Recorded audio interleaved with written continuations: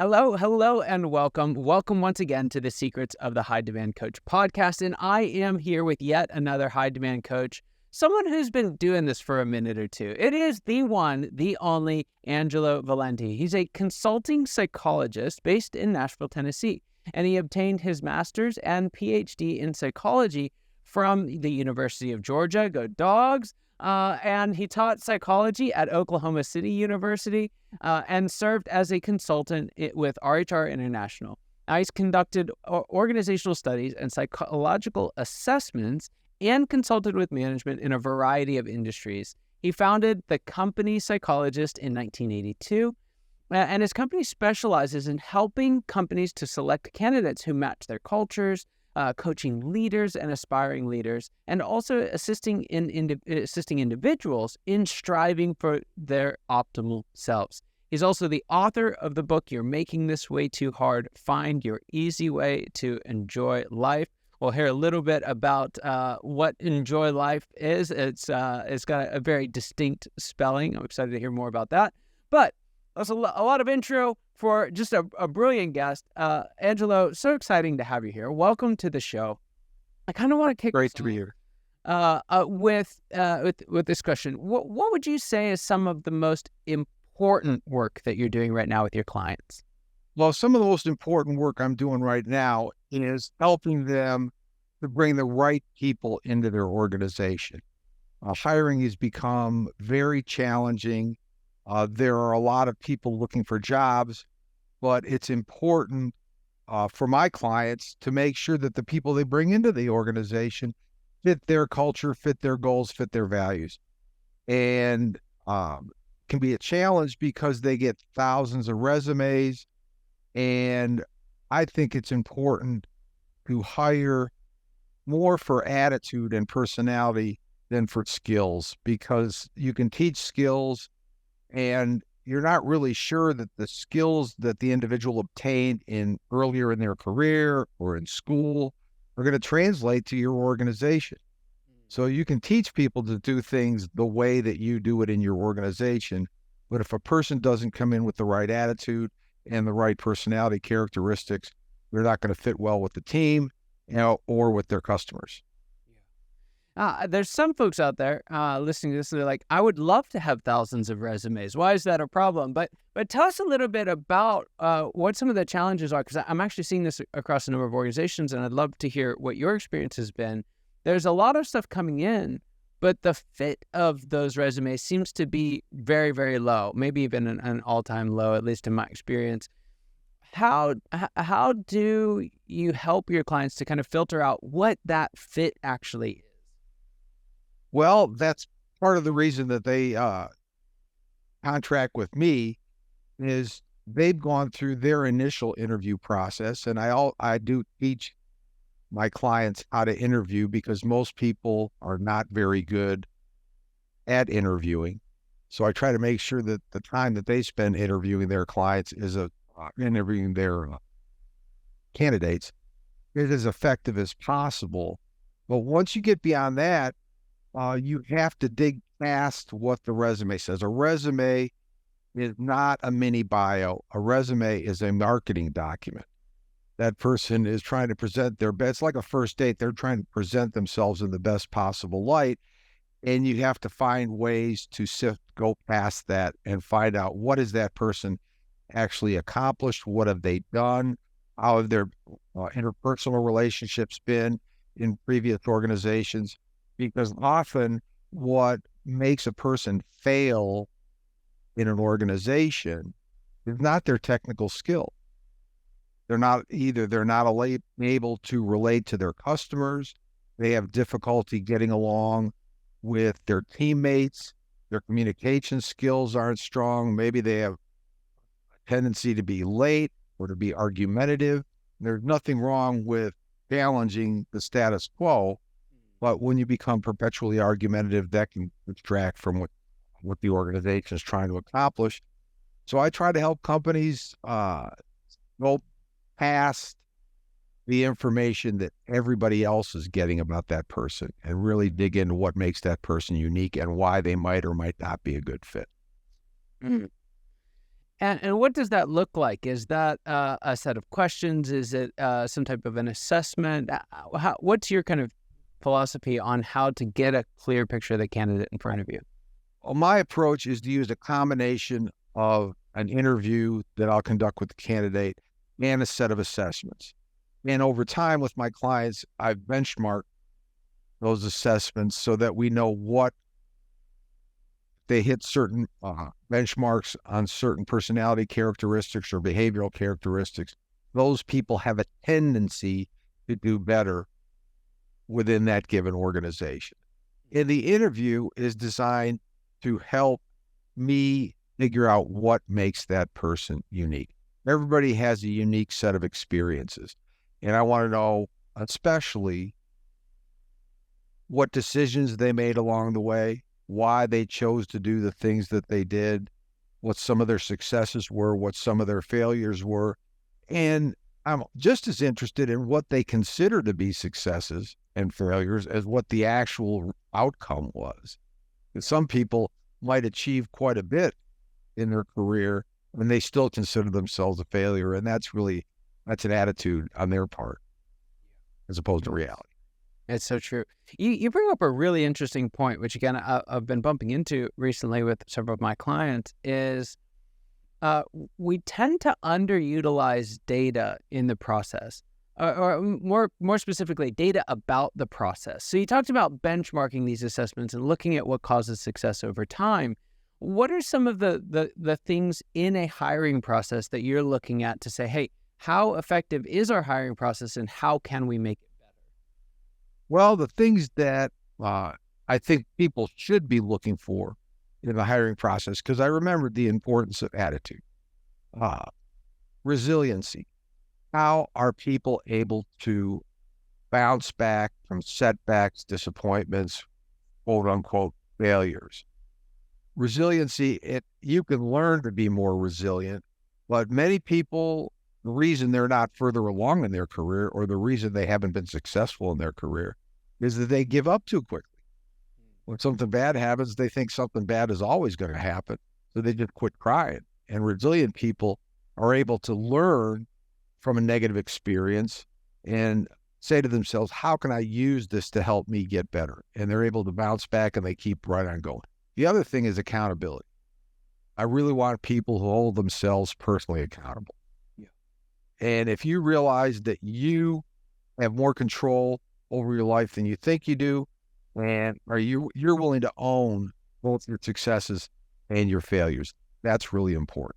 And so many people like to blame other people or blame circumstances or blame where they were born, when they were born, who they were born to chart the course of their life when they have, if they hold themselves accountable for where they are now, they have a better chance of being successful in the future. And the third thing I look for is, does a person have a learning mindset? And that, again, that's an attitude. Some people are sponges for knowledge. They're really eager to learn. And some people, the last book they read was the last textbook they read when they were in college. And I don't think that's the way to sharpen the saw, as Stephen Covey said. So I think people with a learning mindset are going to be coachable. They're going to be teachable. They want to learn. They want to get better. So that's kind of what I encourage my clients to look for when they're bringing people into the organization. Mm-hmm. So as a company psychologist, how does the way you approach this work differ from that of a more traditional coach or consultant?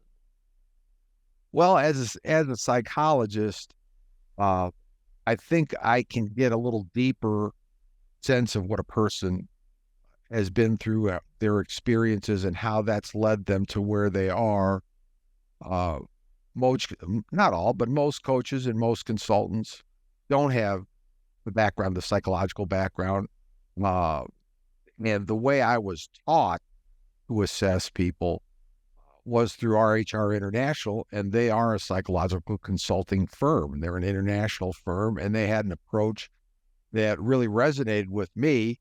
It took me a long time to learn how to do it well, but just like anything else, I think I've got my 10,000 hours in now after 40 years.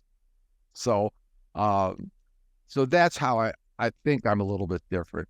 It's is in how I interview people and how I look at the data that comes from the assessments that I use. You jumped right straight to my next point. I think we're on the same page here, and that is you mentioned earlier that a lot of companies don't hire very well. A lot of folks that are in the process just don't know how to do it. What are a couple tips, tricks, traits, practices, any one of those, or 2 or 3 things that folks should know before they walk into their next interview as an interviewer? Well, I think what they should do is a little background on look at why people in their organization have not worked. What are some of the reasons that, I mean, because they hired those people with high hopes. They thought they were the right person for the job. So why didn't those people work out? And you really have to take sometimes a look at yourself and realize that maybe their manager, their boss, their team leader, whatever term you want to use, drove them away, either by their leadership style. Maybe they were abusive, maybe they were autocratic, maybe they weren't communicative, maybe they just neglected that person. If a person doesn't feel challenged and appreciated, they're not going to stick around. So what did we do as an organization to cause that person leave? Organizations very seldom fire people because they don't know how to do their job. That's right. So I think so. The organization really needs to take a good look at itself. And when you're interviewing individuals, you really want to look past, I have a degree in this, or because you really don't know what they actually did in their previous jobs. They can say what they did. And one of the things I caution against is don't hire somebody with 20 years of experience unless you know whether that's really 20 years of experience or whether it's 1 year of experience 20 times. Have they grown in their job? Do they have what did they do to enhance their value both to the organization and to their customers? Because that's really what counts, is how valuable they are to the people that organization's doing business with. Yeah. Yeah. So I want to shift gears a little bit here, because the second part of your intro and your book that you have out now is it's got much more of an individual taste to it, right? It's not necessarily written for big companies; it's written for individuals like you and me. Let's dive in a little further. First question I have in it is, who specifically did you write that book for, and what were you hoping that they would get out of it? I wrote that book for people who are judging themselves based on unrealistic expectations that are created by society, social media, different systems that they interact with. And they've kind of lost the joy that they had when they were little kids. So I see some people who are by whatever society's metrics are very successful. I coach a lot of those people, but they're not enjoying the fruits of their labor. They don't feel happy. They don't feel content. They don't feel fulfilled. And I'm looking around and saying, what's the point of doing everything that you're doing if it doesn't bring you joy and contentment and fulfillment? So I wrote it for people who want to rekindle or rediscover the joy that they had at some point in their life. And that can be business people. I kind of got the idea from my coaching practice when people who are hugely successful, but obviously wanted to get better, but just weren't enjoying themselves. And if they had a bad quarter, if they had a bad month, or if something happened in the business, it defined them. It ruined sometimes their personal relationships. It ruined their recreational activities. I think workaholics are some of the most unhappy people there are. So, in the title of the book, you have a very unique spelling for the words "enjoy" and "life." You've kind of tucked them together and I have. shortened it up a little bit. So, tell us a little. Why did you spell it that way? What's the story behind it? The story behind that is that is my license plate on my car. And I've had it on every car I've had since 1999, 98 or 99. It's Njoylfe. Because I think that's the most important thing every person should be doing is enjoying life. You only get one shot at this. This is a dress rehearsal. And if you're not enjoying it now, you're not going to get a chance to enjoy it some other time. Nobody's guaranteed tomorrow. So I decided that it would be a good idea for me to put that philosophy in a license plate. And 99.9% of the people who comment on my license plate or say, boy, that is a great license plate. I love it. And I tell them that's a philosophy. That's not a license plate. And 0.1% of people say, why do you have Njoylfe on your license plate? And I'm thinking, first of all, why would anybody go around with Njoylfe on their license plate? And second of all, you really got to flip how you're looking at things. That's how you see my license plate. So yeah, we're in ink blot territory there now. You know. Yes, we are. We definitely yeah. Oh yeah, yeah. I need to refer that person to one of my clinical colleagues. I think so. We'll make sure folks know how they can get a copy of the book here in just a moment. Before we get there, though, there's a question I like to ask all my guests, and it is this. What would you say is the biggest secret that you wish just wasn't a secret at all? What's that one thing you wish everybody watching or listening today knew? The one thing I wish they knew is that they are the product of all of the decisions they've made to now. And you can look back and realize that you made some good decisions and some bad decisions. But you should also realize that going forward, the future you is going to be a product of all the decisions you make from now on. So that decision-making process never ends. And the better decisions you make, the better outcomes you get. Wow. Yeah.